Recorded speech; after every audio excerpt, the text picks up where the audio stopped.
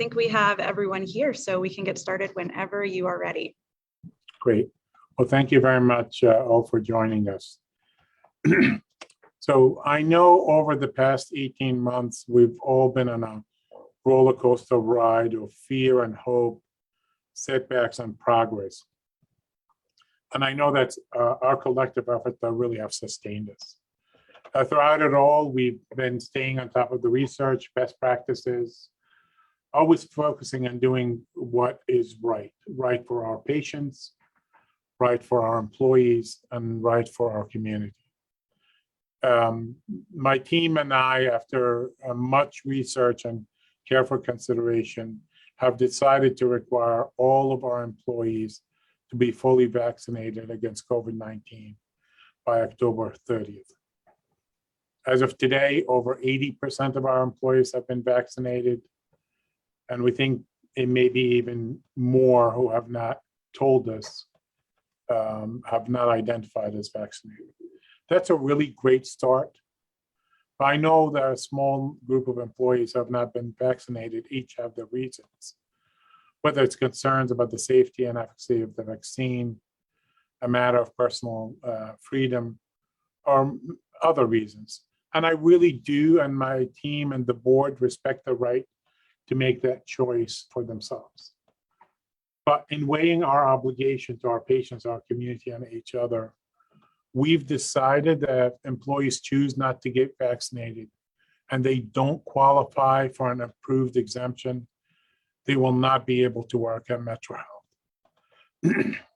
We know the vaccines are safe and effective, and they are our best chance to return to normal.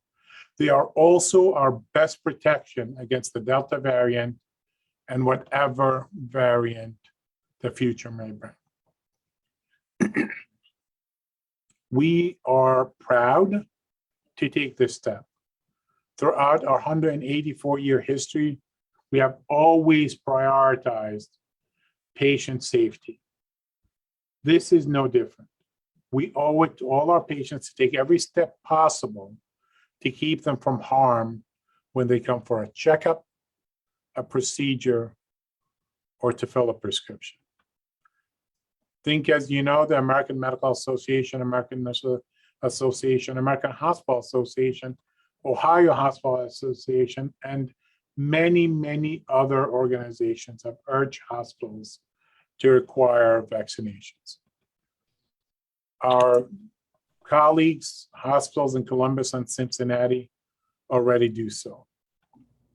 As with the mandatory flu vaccine, there will be exceptions, and exemptions for those who can't be vaccinated for medical or religious reasons.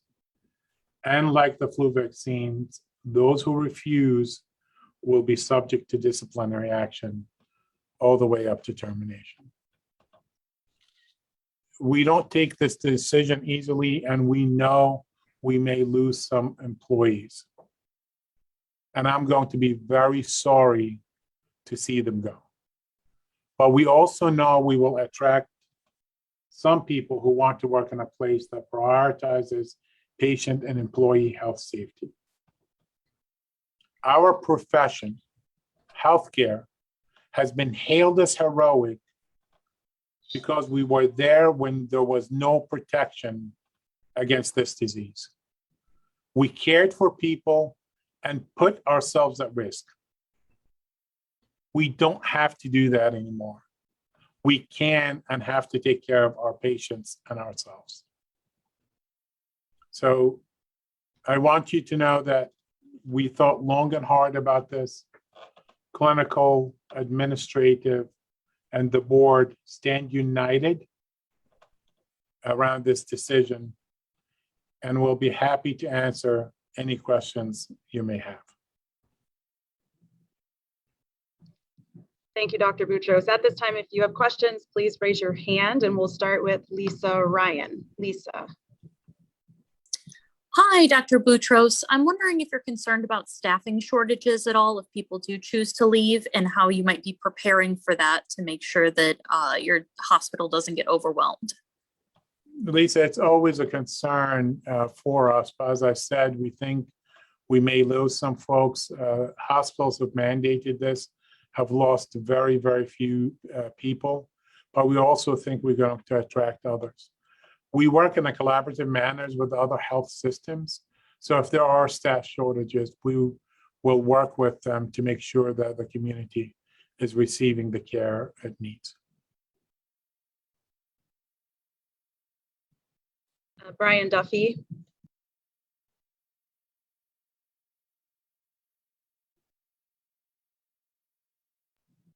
Channel 19. I don't know if that's Brian on, but channel 19 has their hand raised. Yeah, I'm sorry. Yeah, I was muted. Sorry, Dorsina. Dr. Boutros, good afternoon. Good morning. Lisa sort of asked my question about staffing potential problems there. But I wanted to follow up and ask, of the 20% of the people who are not vaccinated at MetroHealth, can you tell me what percentage of those people are directly related with medical care, maybe doctors or nurses? So when we start talking about potential shortage of employees, are we talking about people who may be directly related to healthcare? So Brian, everyone is directly related to healthcare, whether you're an EVS worker, you are work in insurance department. We can't do what we do without these folks. But I would tell you that most of our clinical staff, and I think that's who you're mentioning, respiratory therapists, physicians, PAs, nurses, and other folks, most of them, we believe, our data shows most of them are vaccinated, even a larger percentage than 80%. But this doesn't only apply to our staff, it applies to contractors, it applies to students and interns, and will also apply to vendors. So we want to make sure that our environment is safe for everyone. Monica at channel 3. Good morning, Dr. Boutros. Have you taken the step for incentives prior to making this? And is there a chance you may, before somebody, adamantly refuses to get vaccinated, if they're offered any incentive? Yeah, Monica, if incentives make a difference, we will do that. The idea of, and I don't mean to be pejorative here, but I don't think you can bribe people to get vaccinated. Those individuals who don't want to get vaccinated are not going to get vaccinated. There is a recognition program for those employees who are vaccinated, but it's nothing monetary, and it's much more about their ability to move around more freely without masks in common spaces. So we're going to deal with this individually, because I just also don't want to be able to say there's this group of people or this group of people. Everybody who has made a decision not to get vaccinated so far has a reason, and we will work with them, figure out what their support that they need, and we will help them hopefully reach the conclusion that they need to be vaccinated. Brian, I don't know if you had another question or if your hand was still raised from before. No, I do. I have a follow-up question. I just was wondering if Dr. Boutros had considered, and he mentioned that he thought that you may lose some people. And Dr. Boutros, a lot of places are finding it very difficult to hire anybody at this point. Have you considered that when you have worked through your process here, that so many companies outside, in and out of the medical community have had a difficult time hiring people? Yeah, Brian, we will not let fear drive our decision-making process. Our highest priority is to take care of patients and keep them safe. I do not want to compromise that safety and tell a patient is to come to MetroHealth and roll the dice. We're not sure if we're going to pass the infection onto you or not. So we want to do all that we can to do this, and we feel pretty confident that we will be able to convince most of our employees to do that. Houston Methodist, which is much more larger than MetroHealth, had less than it's actually 4 times the size of MetroHealth, had less than 100 employees not get vaccinated. So there is data from other health systems who've required this. Lydia from Crane. Hello. I'm wondering that 80% figure that have been vaccinated, how long have you been around that figure? Are you pretty, has that been a plateau for a while? How many folks are actively getting vaccinated among your staff right now? So Lydia, you gotta remember two things. One is that when we started vaccinating, we went like from 0 to 70 very quickly. But we also have about 100 people who come into MetroHealth each month or who leave MetroHealth each month, right? So that many of the people who've left MetroHealth have already been vaccinated, and many of the new people who have come in had not been vaccinated, and we vaccinated them. So the number of 81 or so has been ticking up slightly over the past couple of months. But we went from 0 to 70 very quickly, and then it's been a mild increase ever since.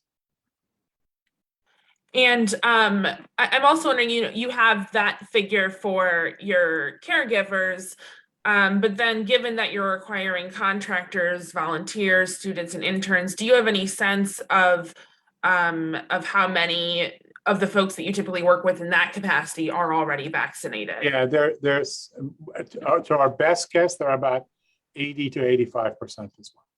And how do you plan to navigate accountability there, given that they're not it's not through HR? Well, we have a registry through our vendor system, and if they don't have proof of vaccination, they will not be permitted into the building.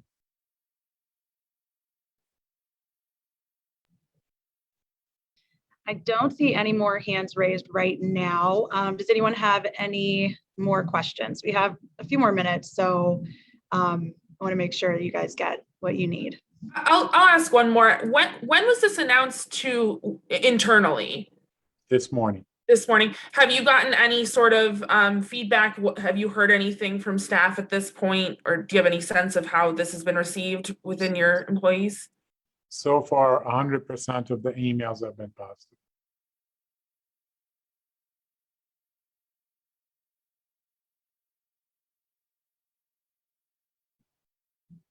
Okay. Any last questions?